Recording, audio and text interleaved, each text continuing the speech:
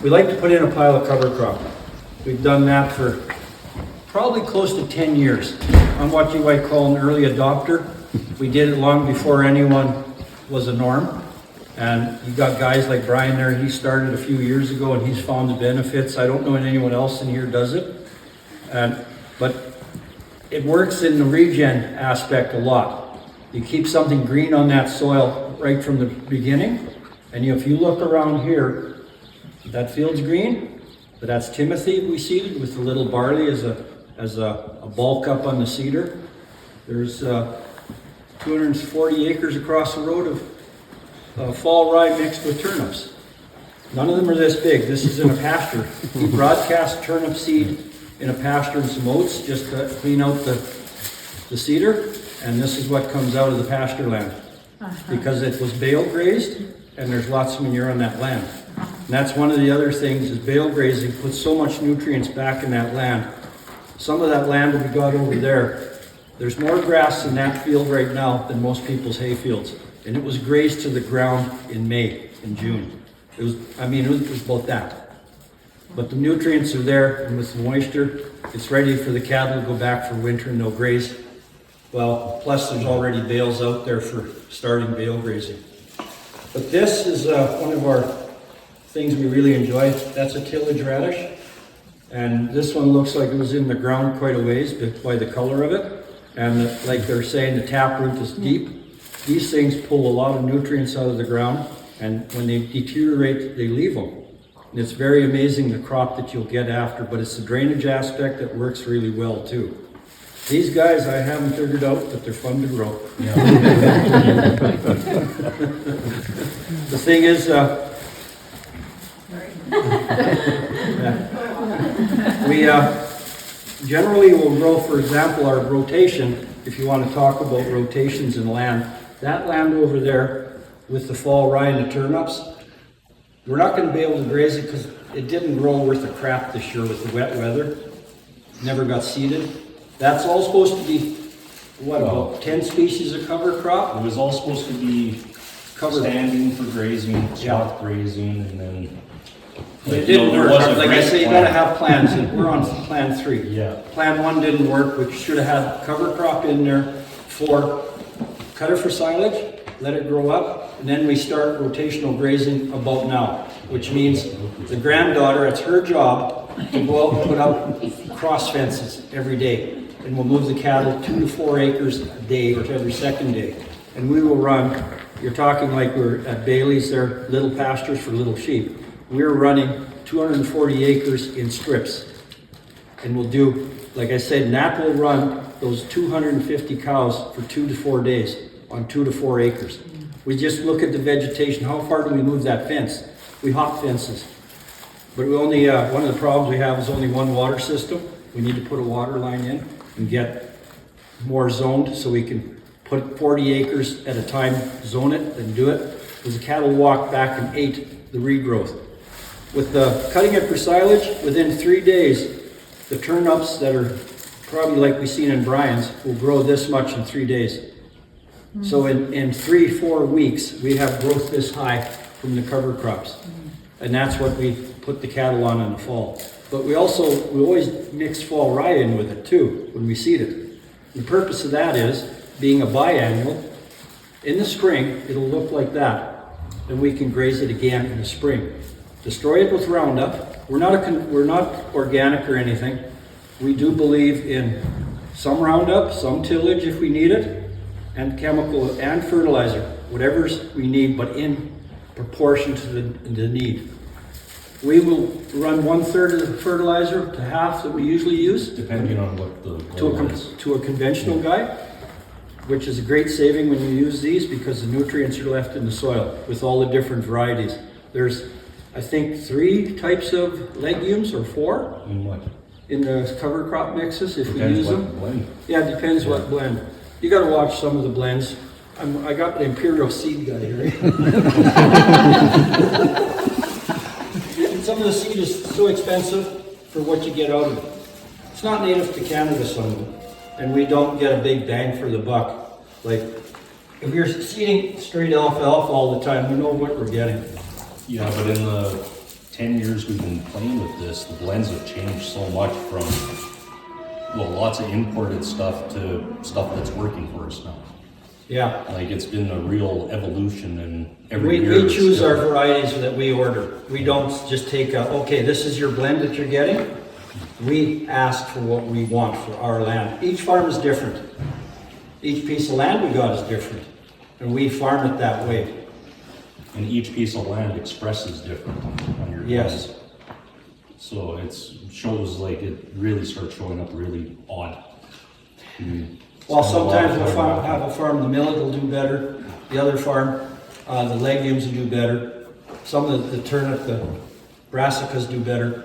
And it's all different farms, and it's all seeded exactly the same way, you know, same guy operating. But anyway, what else? How late are you gonna fall graze that 240 acres? It won't be hit this year. No, If it's we not. would have had an inch of rain a month ago, then it would have been well ready to go. Yeah.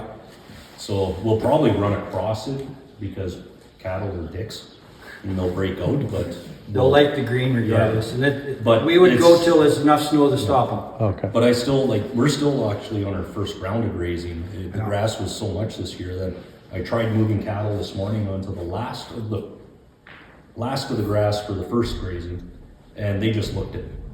I couldn't get them. I was throwing salt blocks at them and trying to push them, and they just ignored me. They're very, So, like, the next plan is 70 acres over there with about 200 head. Then 80-acre field of, like, an old hay field, alfalfa, which is used to scare us to graze, but after a frost in a week, we'll graze third crop. Another one across the road, and there's still a section to graze. So we're okay for a while.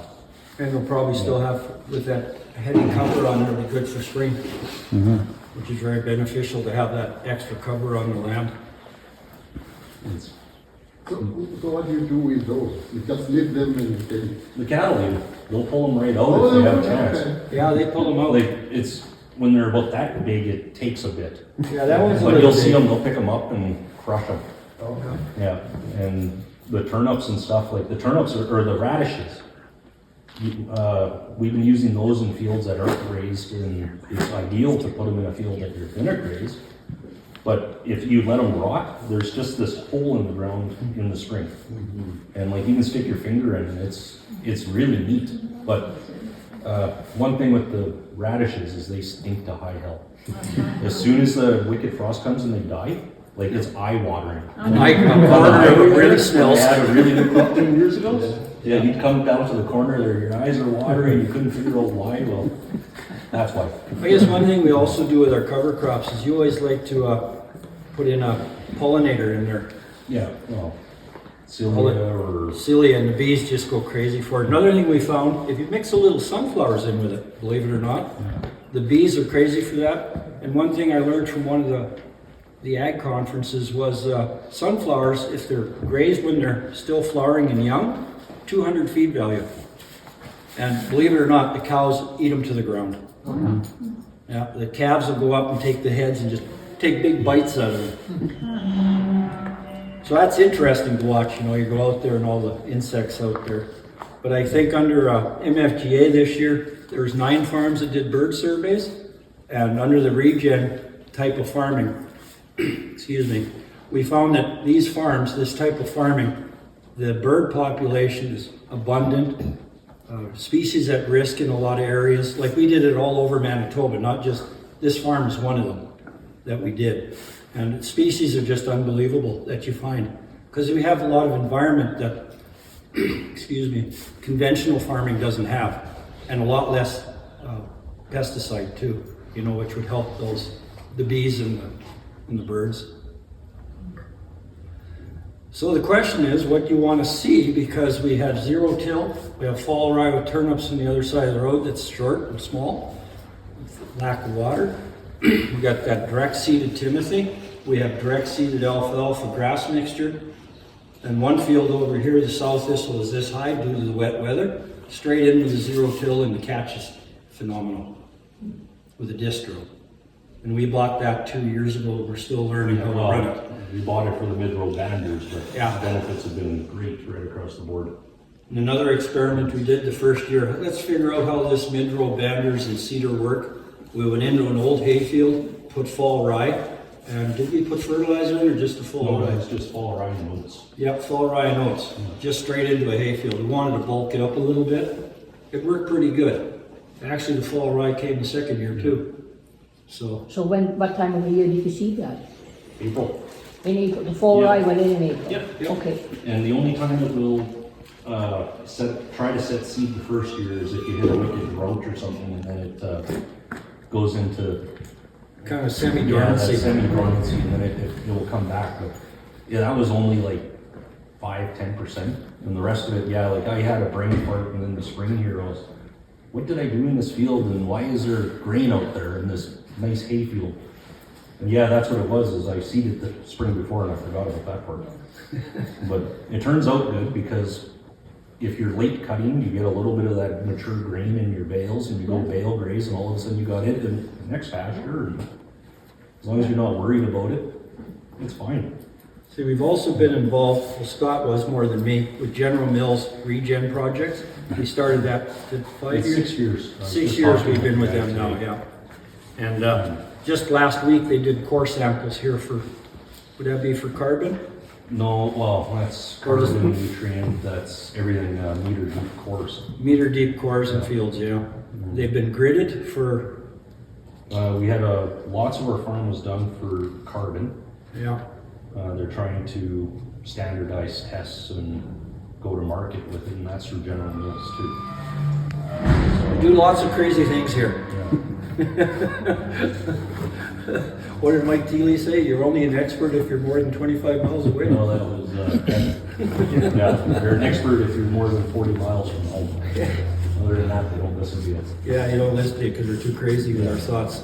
But There's no way to do your own testing for that, or like to create the proper data. Can you gather it yourself somehow working with them? Good, but this was running, the General Mills original project, I think, was 45 farms, Red River Valley to Melville, Saskatchewan. And they're all looking at the same data, but it was comprehensive. It was everything from insects to birds, your soil sampling, your carbons. Like the amount of money and time and experts that they threw at it, you can't do on your own. And then it's to actually figure out what it actually needs. Like, you can collect all the data you want, but I'm no expert in a lot of it, and it's useless. So like, working with them has been really good. And then you get a bigger network of people you can talk to too. So, I think one thing that we got involved with years ago was composting. When they had a composter that would come out and work with you, we joined a co-op, but they kind of pulled that machine away from us. We're one of the farther ones away. yeah. But last year, for example, we had 3 years of compost piled up, and we spread it on an alfalfa field. I think there's 800 bales in that field on 140 acres. And the third crop is up that high right now, which we would graze if we pulled bales off of there. Yeah. Which is a But lot of work. we did a soil test on it just this year, 4.3% organic matter. So it really, the compost didn't raise it at all very much. But the alfalfa is the one that's really thriving in there. It does the job on the land, no doubt about it.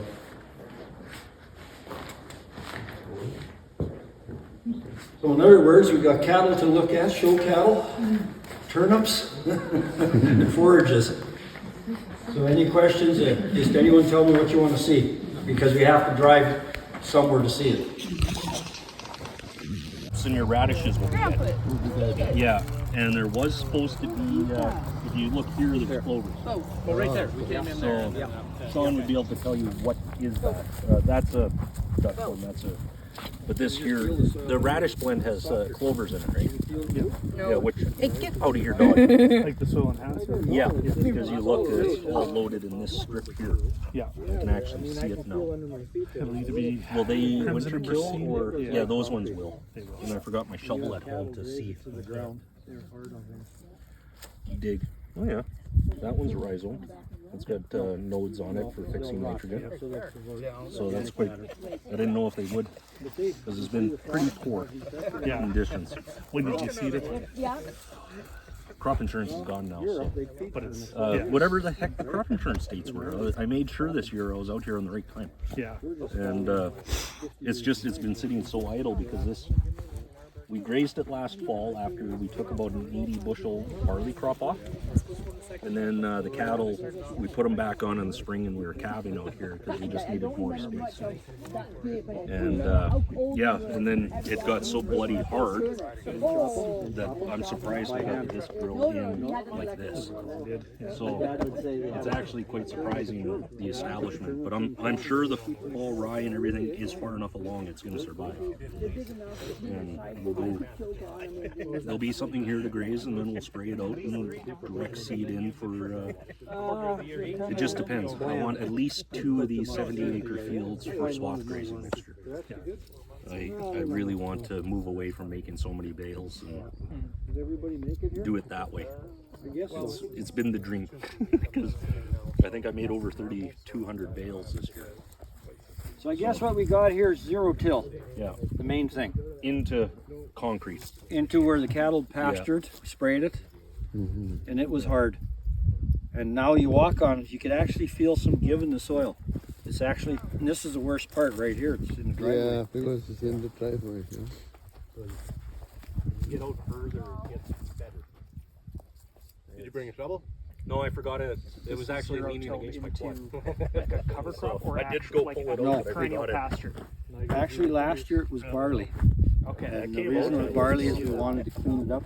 Cover crops, you got so many species, broadleaf, he'll come back. legumes, grain. How do you spray This mustard was out? with How no do you spray a fertilizer, dandelion out? You got all the same kind of, I did use the mid-row Work. banders. so you that either was put a because whiff it of was so Roundup hard, I on was just to trying clean to it up.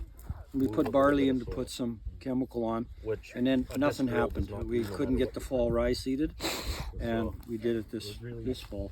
It was just a thought at that time. But no working it, no. Next year it'll go into cover crop right after the cattle will graze it.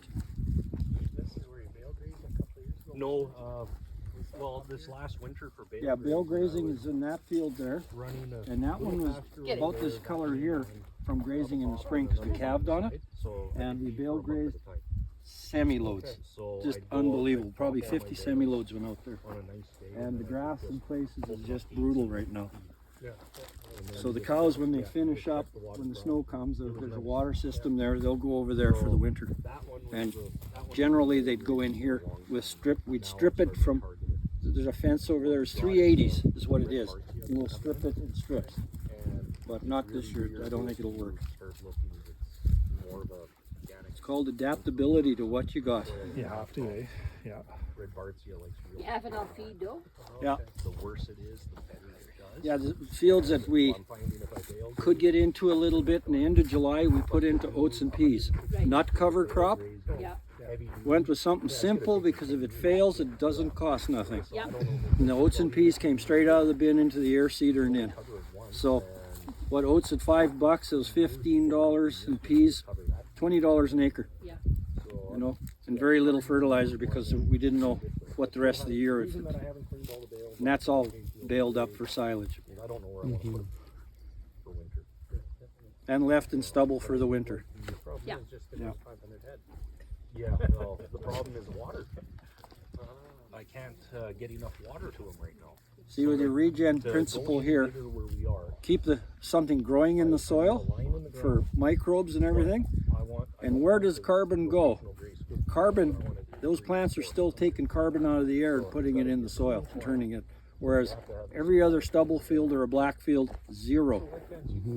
I've even had discussions with this with people in the city, and they start picking on the cattle, for example, with methane or carbon cycle. And I said, yeah, and how does this stuff here work in concrete? How much carbon is that absorbing? End of the discussion about what farmers are doing. I would prefer to have one big basket in my yard and go, because like. Duncan's laughing at me. No, I thought that was brilliant. Yeah. Well, the way they produce those numbers are so crazy because if you have a feedlot cattle, and you have a pasture cattle. They're diametrically opposite Yeah. in terms of what you're doing. Yes, So, but you gotta remember, all cattle start as grass cattle. yeah. Calves are not born in a feedlot.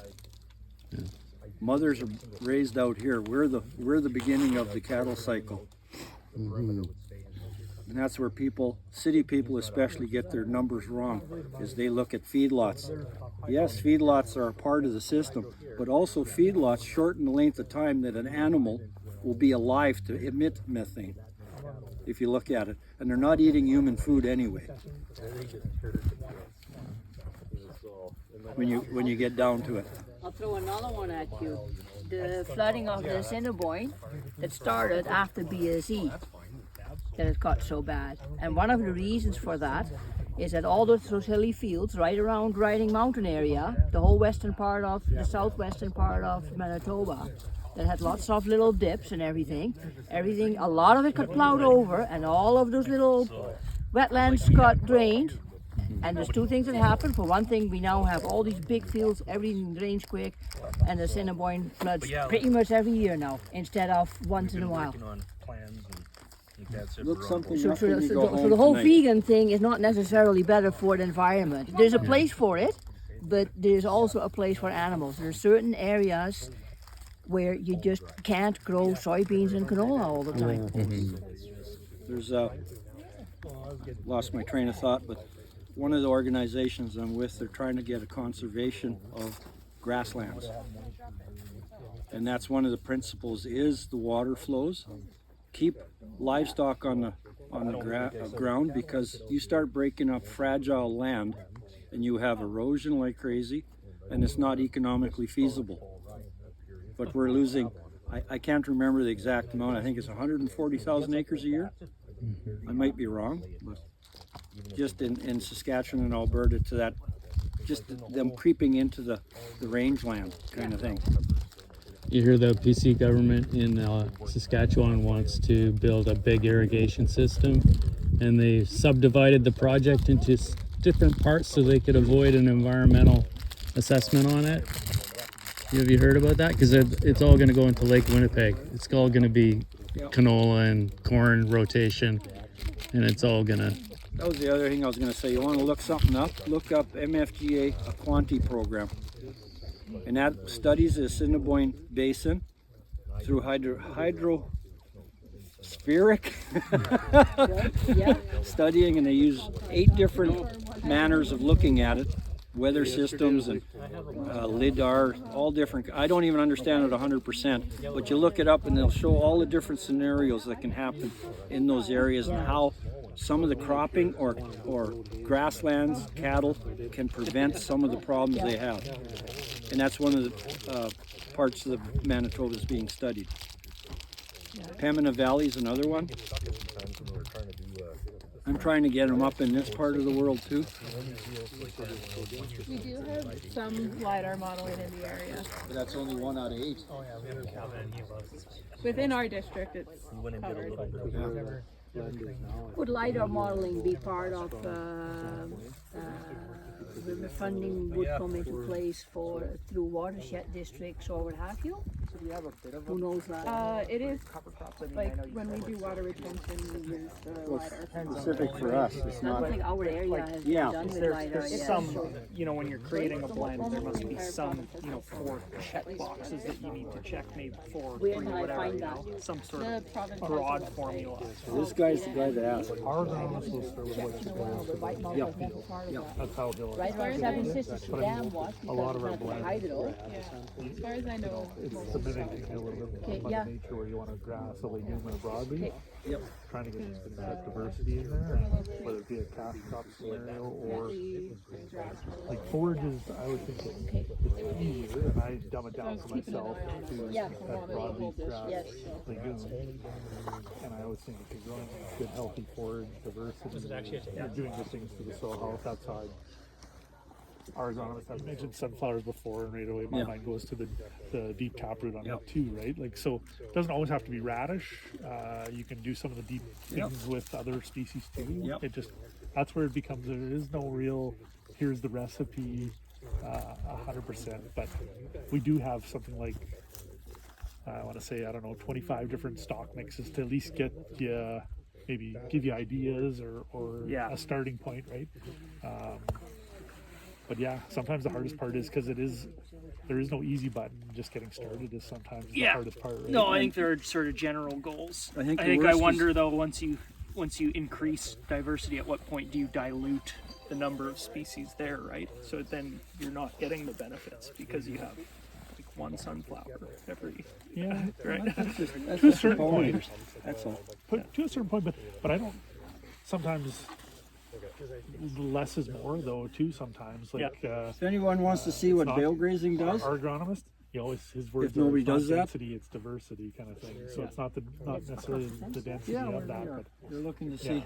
You'll see the grass is 2 feet high. And yeah, I do think there's a certain. What is where bale it makes grazing? certain species Take the bales expensive, out those there and kind leave of- them. That's what I You know, thought. yeah. Just leave them. And let We've the shut cattle that have food. down We feed for 2 weeks at a time. And that saves us 3 Yeah, handlings. I know that's my Believe it or not, interest too. 3. It's like where at what if point we do you pick 'em when up, you have drop 'em off, 4 to 16. That's one. There's 2 handlings right there. Like, when does Okay, they're in a when stack. We does gotta it pick not- 'em up, There's a point of diminishing haul them to the return. field and take them off again, and I take the feel net sometimes wrap off. you guys So get a little middle of too winter, fast. we're starting Yeah. a pile of Putting equipment. in We've been just going to the field in the winter, pick up 3 semi-loads and take them out. I think of the One Frank day, Hod commercial 2 with, weeks fed. clovers, we put that stuff And you don't put them inside a ring or anything. Nope. Just leave them out on clover, crimson Can't, clover. well, you see the bales way over Yeah, there. I see Those them, some yeah. from spring. There's even a couple others. Yeah. But those We three, moved them before they end finished up them. putting all 3 in every mix. So they'll finish them up, Yeah, and it's what's like left. So does that only work in a field? That Okay, wouldn't work but- in a we corral? can Like that wouldn't work in maybe a little a bit closed-in area or closed area, So, but smaller area? You'd be surprised Well, some of these actually, what we expensive do species is, like chicory or plantain You can't see it, but that or field is split in half, and the next Most quarter of them. split in half. So we'll haul high seed, 4 times. like seeds per pound or high. Yeah. We'll haul like 12 loads at one shot, and we'll do all these pens, and they're separated. And then when we're finished here, we'll open the gate and we'll go to the next one. You see? Yeah, like the difference with bale grazing is that if you're feeding a bale in their winter feedlot, then all the manure is there in the corral, Yeah, and you're that's what just feeding them. That's what I'm So getting then at. bale grazing is you go to your pastures, or you can even do it on annual fields if they're fenced, and you go and you spread. You need a the- bigger space.